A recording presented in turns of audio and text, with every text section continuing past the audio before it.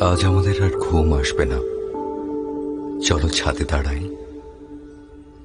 ছাদ কোথায় পাবো? আমাদের মাথার উপরেই তো আরো দুজন ঘুমাচ্ছে, তার উপরে আরো একজনদের শোবার ঘর, তার উপরে আর কারো খাট পালং পাতা, তার উপরে আরো দুজনের দাপাদাপি। এত সব পেরিয়ে ছাদে উঠতে উঠতে তো ভোর হয়ে যাবে। তার চেয়ে চলো আকাশে গিয়ে দাঁড়াই, কথা বলি মেঘের সাথে, নতুন একটা গল্প তৈরি করি, যে গল্পের কোনো শেষ নেই। তোমার লেখা? হুম। তাহলে ঋতুপর্ণ ঘোষের একটা সিনেমায় শুনেছিলাম, আমার খুব প্রিয়। আমারও যে ভালো লেগে গেল।